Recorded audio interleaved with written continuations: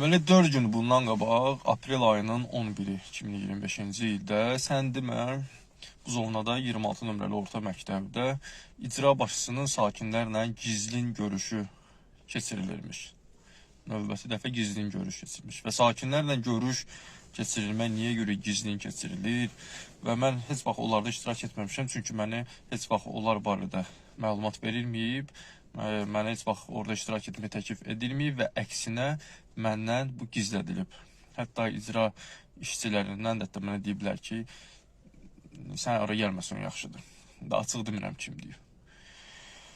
Və çox təsadüfi bir vəziyyətdə mən uşağın dalınca girmişdim məktəbə.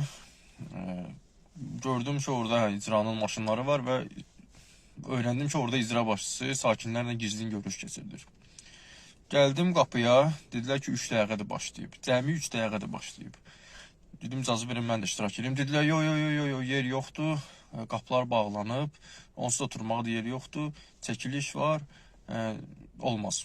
Dedim, ay qardaş, mən ayaq üstə dayanacam. Sakinlərlə görüşdürür, mən də sakinəm də.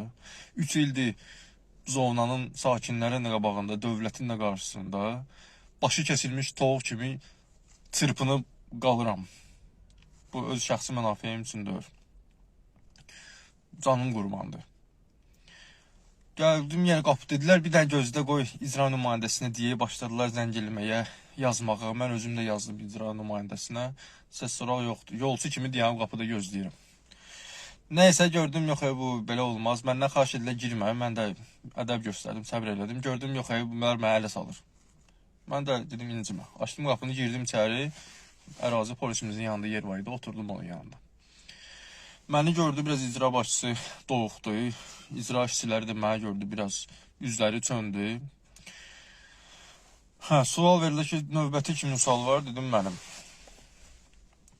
Mən valla bilsəydim icra başçısının dili topuq vuracaq, nalamuxa vuracaq, cəmaatın yanında belə pərt olacaq. Valla mən, yəni bu niyyətim yox idi. Mən dedim, icra başçısı da minən yerdə çıxış edir. Mən istəyirdim sual verim.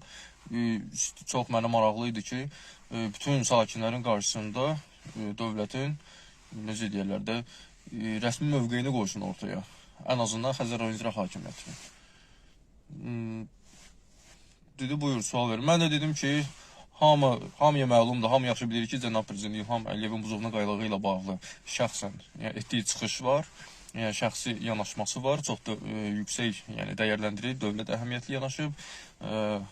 Bu, milli sərvətimizin mədəni, tarixi əhəmiyyətindən danışıb, onların Bakının rəmzi adlandırıb. Oradakı baş vermiş qanunsuz tikiləri isə tariximizə, mədəniyyətimizə qarşı, təbiətimizə qarşı cinayət adlandırıb və onların məmurlar tərəfindən edildiyini də buyurub. Və mən sual verdim ki, ay Elşən Salahov, bəs bu 3 ildir qanunsuz tikilərin yarısı hələ də qalıb qayaların üzərində. Bu qərarı siz qəbul etmişsiniz, icra etməlisiniz, ancaq yarımsız icra etmişsiniz. Bəs bu 3 ildə bu vəziyyətlə bağlı Cənab Prezidentə nə məruzə etmişsiniz? Gördüm, gözlərini döyür, mənə baxır. Dedim, yaxşı. Mənə dedi ki, verin mikrofonu başqasına, qoy başqası sual versin. Dedim, başa düşmürdüm, mənim sualım sualda uyur. Başqasının sualı sualdır, mənim sualım sualda uyur. Bu nə deməkdir? Dedim, yaxşı, siz məruzə etdiniz, Cənab Prezident lağeyd qaldı. Çox maraqlıdır ki, Bakı şəhər icra hakimiyyətinin də başçısı Eldar Əzizov bu vəziyyətlə bağlı Cənab Prezidentin nə məruzə eləyib? Heç də məruzə eləməyiblər, gizlədiblər, ya da yalan məruzə eləyiblər. Yəni, bu vəziyyətdə kimə beyyət eləyirlər, bu vəziyyətdə kimə baş əyirlər? Qanuna, prezidentin əmrinə, sərəncamına, fərmanına, dövlətin qərarına yox. Nəyə bəraət qazandırırlar? Necə özlərinə bəraət qazandırırlar? Bu qanunsuzluqlar, bu itaətsizliklər. Dedim, başa düşmədim. Mənim sualım sualdır da. Dedi ki, nalamuxa vurdu. Biraz o dedi ki, biz burada vətəndaşların suallarına cavab veririk. Dedim, başa düşmədim. Mən Ermənistan vətəndaşıyam. Mən vətəndaş deyirəm. Necə yəni vətəndaşıyam? Dedi, özvə aid. Öz problemimə aid sual vericiyəm. Dedim, mənim problemim budur. Mən 3 ildə onsuz da şəxsi mənafeyimi təkəbbür olmasın, dönə-dönə bütün xalqımdan da üzr istəyirəm. Yəni, sözüm təkəbbürlü çıxmasın. Mən onsuz da şəxsi mənafeyimi qurban vermişəm milli mənafeyimə. Bu da mənim dərdim budur. Mənə bu maraqlandırır. Tembole şəxsi dərdimlə deyil. Elə bu həm dövlətçiliyimizin dərdidir, həm xalqımızındır, həm milli sərvətimizindir. Bütün bu hamımızındır. Xalq olaraq, dövlət olaraq hamımızın dərdidir. İndi mən dilə gətirirəm, sən də icrasını yarımsıq qoymusan. Gəlin müzakirə eləyərik. Bu buzovna qayalığına aiddir. Burada da buzovnamda iştirak edirik. Ha, dedi ki, öz dərdidir. Dedim, amma mənim dərdim budur. Mən bu sualıma cavab verir. Yox da başladı yenə nalamuxa vurmağa. Mən istəməzdim onu pərtiliyimiz, elə niyyətim də yox idi. İstəməzdim ki, cəmaatın yanında elə pərt olsun. Dili dolaşdı, bilmədi nə danışsın. İndi burada sual yaranır. Nə üçün icra başçısı sakinin verdiyi elementar bir sualın qarşısında nalamuxa vurmağa başlayır, dili dolaşır? Niyə görə? Yaxşı, icra başçısı Elşən Salahov, sənin bilirsən ki, ərazində, elə Azərbaycanda elə ilk Buzovna qəsəbəsində qanunsuz bu tikililərdən, yəni zəbt altından dövlət mülkiyyəti ilk dəfə Buzovnada başladı azad olmağa sakinlərin təşəbbüsü nəticəsində. Sən bilirsən ki, bu 3 ildə Buzovna sakinlərinin nə böyük zəhməti var, sən onların haqqını necə tapdalaya bilərsən, sən onların o qədər zəhmətinə necə xor baxa bilərsən, necə arxavı çevirə bilərsən, bu şərəfdəndir, bu şərəfsizlikdir.